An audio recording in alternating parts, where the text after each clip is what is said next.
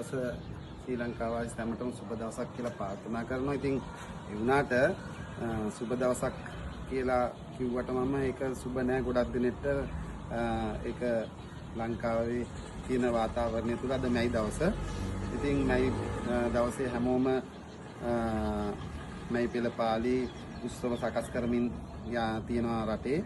ඒ රටේ තිබ්බට මම හිතන්නේ මැයි දවස හරියට තේරුම් අරන් මැයි දවසේ මොකද්ද කල යුත්තේ කියන තැන ඉඳන් වැඩ කරනවා කියලා මම හිතන්නේ නැහැ. මොකද කම්කරුවා ගැන රට ගොඩ දාන්න වෙනදරන කම්කරු ජනතාව ගැන කවුරුත් හරි විදිහට කතා කරන්නේ. එතකොට උර දීලා රට ගොඩට ගන්න කම්කරුවා කියන කෙනා මොන තත්ත්වෙද කියන දේවත් පැහැදිලි ඇතුව එතන කතාවට බඳුන් වෙන්නේ නැති තත්ත්වයක් උදා වෙනවා. ඒ හැම රැලියක්ම දේශපාලන තම තමන්ගේ මතේ පළ කිරීම වෙනුවෙන් පවත්වන රැලි බවට අද වෙනකොට පත් වෙලා තියෙනවා.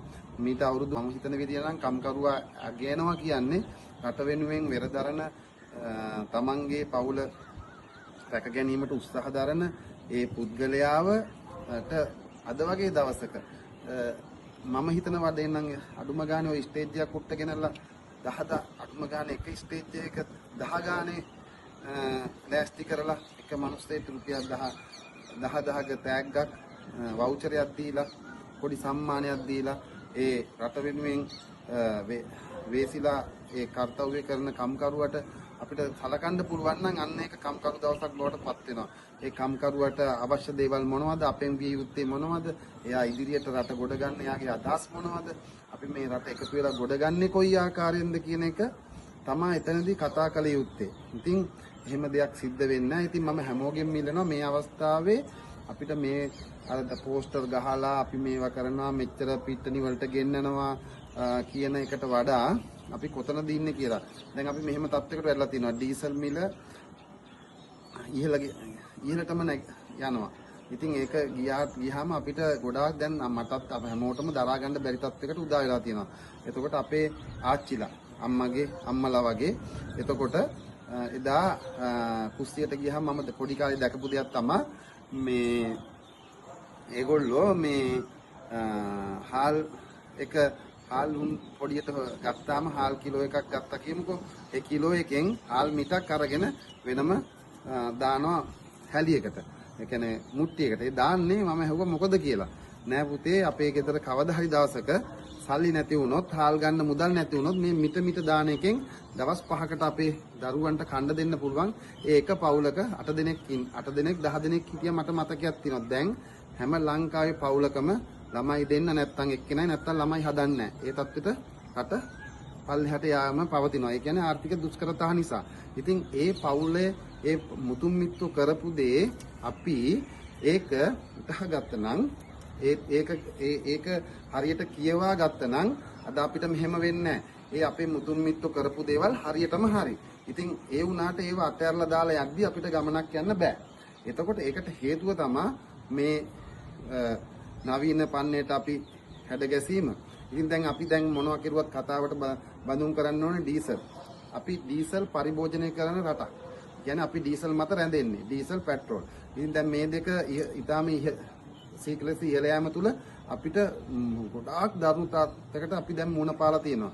හේතුව එක ඩීසල් ඉහළ යාම තුල අපේ කැම බීම වාහන සම්බන්ධව ඒ කියන්නේ ප්‍රහාණ පහසුකම් ඉහළ යනවා.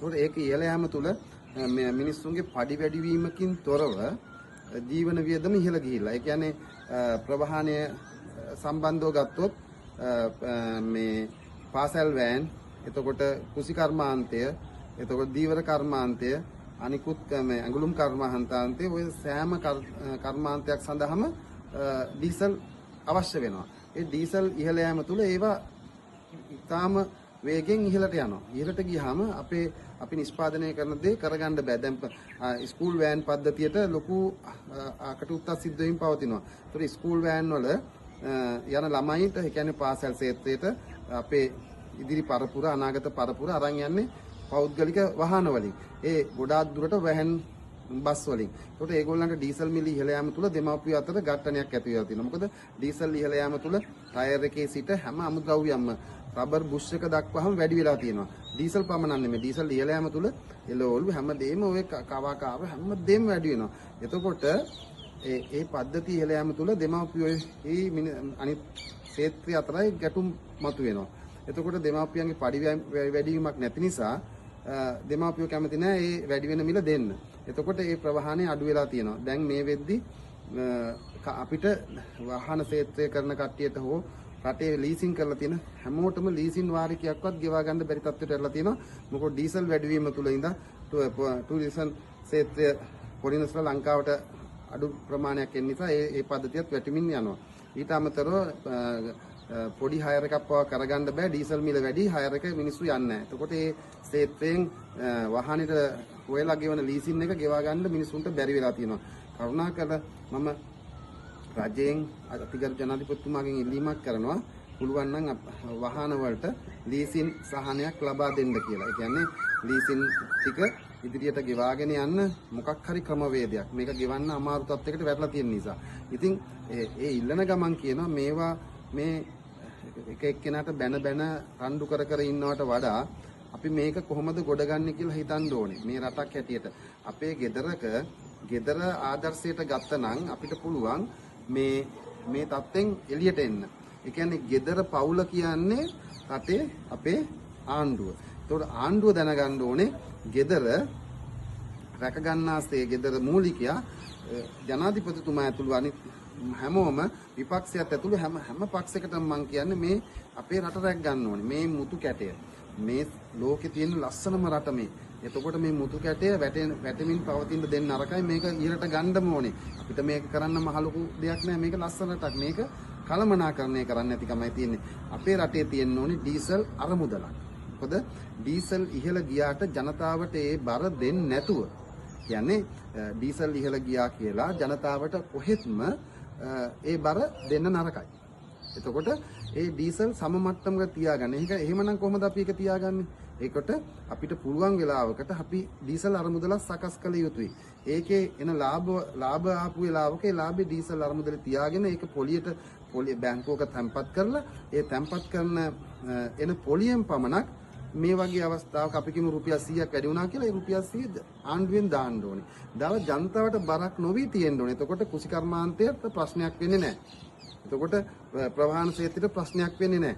ඒකට තමයි කළමනාකරණය කරන රජයක් ඉන්නේ. එතකොට අපි ගහව බල්ක් එකක් තියෙන්න ඕනේ. නිතරම ඩීසල් මාස 5කට ඉදිරියට තියාගන්න ටැංක් ප්‍රමාණයක්. ටැංකි. ඉතින් දැන් අපේ රටේ ටැංකි නැත්තේ නෑනේ. ඒවා සුද්ධ පවිත්‍ර කරලා හෝ මොන ක්‍රමයකින් හරි හදා ගන්න පුළුවන්. අපෙන් උදව්වක් ඉල්ලුවත් ඉරිදා දවසක හරි සෙන්සුරාදා දවසක හරි රජයෙන් බස් එකක් දෙනවා. ඒ තියෙන තැන් වලට සුද්ධ කරන් දෙන්න එක්කුත් අපි අනිවාර්යෙන්ම එනවා. ඒ රට වෙනුවෙන්. ඒක පක්ෂ ભેද විපක්ෂ වැඩක් නෑ අපිට. අපි රට වෙනුවෙන් රට ගොඩ ගන්න එපා. අපි මොන දේ කරන්නත් මේ රට පවත්වාගෙන තියෙන්න ඕනේ. මේ දවසක කතා කළ යුත්තේ මේවා. කතා නොකරන්නේත් මේවා. ඉතින් මට තේරෙන්නේ නැහැ. එතකොට දැන් මගේ පවුල උනත් මට ගොඩ දාගෙන යන්න බැරි තත්ත්වයක් උදා වෙලා තියෙනවා. මගේ වාහනයක් පවා අපිට දැන් අමාරුයි රන් කරන්න. ඉතින් එතකොට මේවා ගැන කතා කරන්න කවුරුත් අපි ගහවට එන්නෙත් නැහැ. අපි කතා කරන දේවල් අහන්නෙත් නැහැ.